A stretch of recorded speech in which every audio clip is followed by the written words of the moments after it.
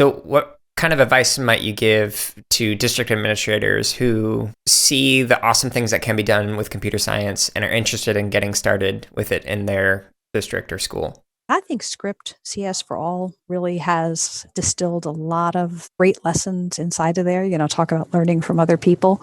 But you got to have a vision and a plan. You got to be able to say in words, why is this important to our particular community? And you got to work in teams. You can't just have one-off person who might leave, be the one person making the plan for everybody. You got to do vertical planning. And it's amazing in districts how often you find the high school, middle school, elementary school people haven't even talked, much less the special ed people, the counselors. It's got to be a team thing. You got to have the vision, and you can't do it all at once because you don't know what's going to work yet. So you've got to do it in stages. Yep. And like you and I were just saying, you've got to build relevant professional development into the plan at every single step. Don't just give somebody a pacing guide and say, this is what you're going to teach this year. Yep. And the poor soul looks at it and goes, I don't even know how to define some of those words. Right. Yeah. And I mean, having just a small plan, I think what I'm seeing as successful is, here's how we're going to move it forward. This is the PD we're going to offer. This is the PD we're going to offer for the people who missed the PD in the first place. These are the supports we're going to give people. And moving away from that once and done where you're kind of building a whole structure around it.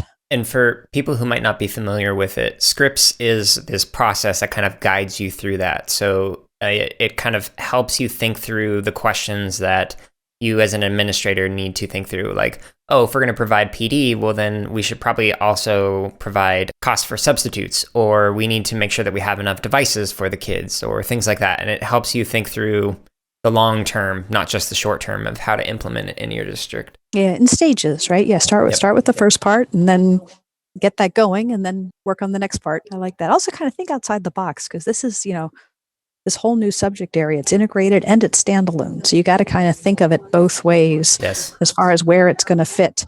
Our traditional education is the same education that's been there for the last 100 years. And this didn't fit in there. So where you put it is a chance to innovate a little bit. I really like that you mentioned that it's integrated and standalone. What I typically recommend is to start standalone and then build from there, because it's easier once kids know how to program or how to use a platform like Scratch to then, okay, now that you have developed this expertise, now you can apply it into other subject areas. But if you go the other way around, it's often a little bit more difficult. Yeah, and it frustrates the teachers too because they want to do this project that's valuable in their subject area and in their curriculum, but instead they have to set aside X number of days to teach the kids the basics to use the tool, which, definitely works out better that way. This podcast highlight was from episode 15 of the CSKA podcast, which is titled Suggestions for Starting or Expanding Your Program with Dianne O'Grady-Cunniff. And you can listen to this episode on any major podcast platform or by going to jaredoleary.com, where you'll find hundreds of more podcast episodes for computer science educators.